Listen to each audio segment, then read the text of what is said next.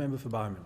Thanks very much, Deputy Speaker. And taking those recommendations from the previous Speaker, these price caps are important. They're very, very carefully calculated, and I think it's reasonable to say that the government is monitoring the operation, both of these concessions that are offered, particularly by states, but also median house prices and taking into account unique circumstances in every corner of Australia. As he will be aware, there are capital city caps and rest of the state caps, and those capital city caps, I think, are 250,000 or more population. And there's no doubt that there will be variation between some of these regional centres, no doubt that prices can vary significantly. It isn't as simple as simply running a search and popping in a number and saying how many are listed below a price. Plenty of properties settle on a price far different from what is listed. Plenty of people are prepared to move away from, for instance, the centre of a regional centre to just outside the regional centre, where a $300,000 cap will go far more and cover more properties than the specific area of a community that may well be a small regional town or city. So there's options throughout the region to purchase, not just inside a regional city. And last of all, these calculations are very, very carefully not pegged to other things that create uncertainty and confusion for both the lenders and the borrowers, of course. We're not using median house price indices. They can be volatile. They reflect past sales activity. And they're not really a reflection, I think, as the previous member spoke about, of the current market conditions.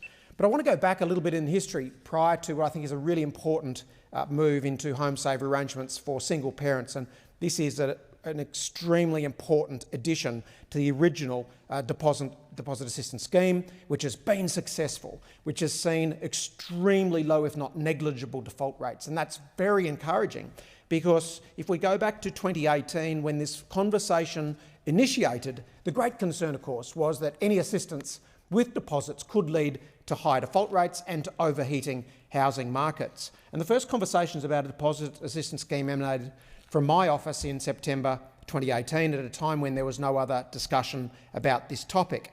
The messages both to Treasury and to ministries came from Carolyn Rosario, a former staffer in my office, who identified the need to understand the pressures that people with secure salaries faced in raising a deposit. And in many cases, property growth moved so fast, the deposit requirement also grew so fast that you couldn't even catch up with the deposit with regular savings. And this shift that we've seen over 2 decades, where the true hurdle is no longer earnings, but it is now finding a deposit, necessitated a closer look at deposits.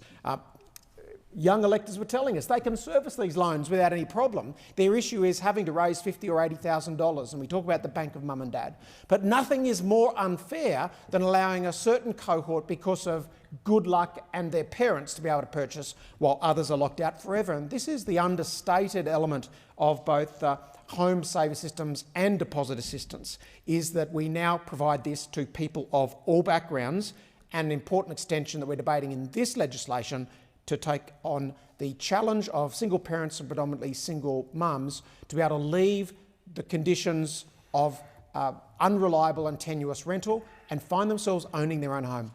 Nothing can be more important, often overlooked by people who live in their own home, of being able to give young children with an otherwise difficult tenancy landlord arrangements to have their own room, to be able to put a nail in the wall and hang something off it, to be able to walk in a door and kick your shoes off and call it your own place, to be able to invite other kids over from school and say this is your place that your parents have just purchased, to be able to know that no landlord's going to boot you out at the end of a lease. This sort of uncertainty that could mean you leave school as a young child because of the conditions and the rental conditions of the area you live and potentially the job that your parents have. Well, that is all effectively addressed with deposit assistance.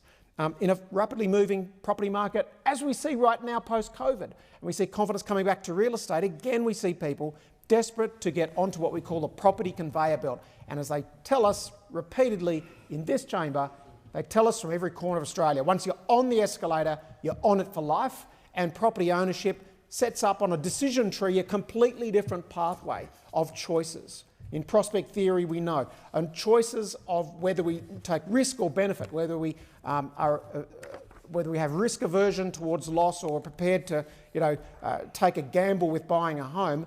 The gamble you want to take is to be paying off your own home and mortgage The Leader of Opposition the Business. loans of someone else.